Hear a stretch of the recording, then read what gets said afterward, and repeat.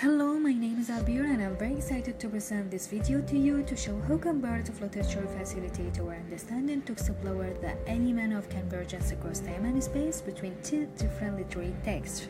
The importance of comparative literature is not limited to studying intellectual currents or to show which literature is superior or inferior, but to get better understanding of different literatures from different countries. It discusses the humanitarian and social issues and helps to understand the differences and similarities of the existence, fact, and the truth as a basis for historical and cultural reasoning. For this video, we will look at gender in two female characters, Celia and Hava, in two different texts, and how the both characters endure the same oppression.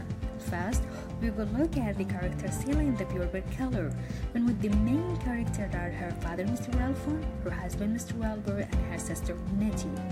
The Purebred color is a novel written by African-American woman writer, in which Celia is verbally, physically, and sexually abused by her father, who takes her children after they are born. Then, when her mother died, he married her to a man who is just as abusive. She finds herself in loveless marriage, caring for her husband's children, and being regularly raped and beaten.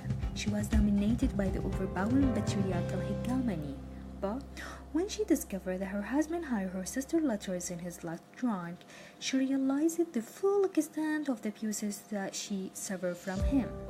At this point, she started to take back her voice while reclaiming her sense of agency. This knowledge gives her the strength to leave him and makes her realize that she cannot ensure her survival by making herself silent and invisible. The experience that Celia went through is similar with Hava, which both depict the conflict within the same culture. Now, we will look at Hava's experience in the film They Became Women, which is written by an Iranian man. The film is about Hava, who was besieged by the strict limitation of her society since her childhood. When she was a little girl, she used to play freely outside her home with her best friend Osama. One day, her mother told her that she became a young girl with particular responsibilities, and she may no longer play with her best friend and must wear chador. Hava was in a deep sorrow because she felt that her mother was complicating her childhood, and the time had not yet come to be as a young girl burdened with social responsibilities. But she was desperate to say anything.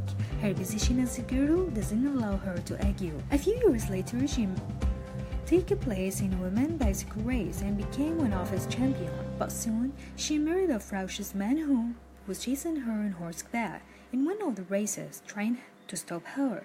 He threatened her with divorce. Even her family threatened her that they would disown her if she didn't listen to her husband's speech. Again, she found herself forced to obey and should not argue. Thus, she spent her life with depression and heaviness until she died. So we can know, because Hava's story is directed by man perspective, he imposes the male guest who was Hava's character. So she was portrayed as a voiceless and weak woman that followed the patriarchal orders of her husband, while the writer depicts Hava's husband as her protector.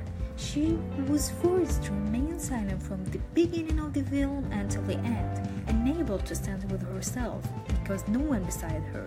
She spent all her life as both an invisible woman.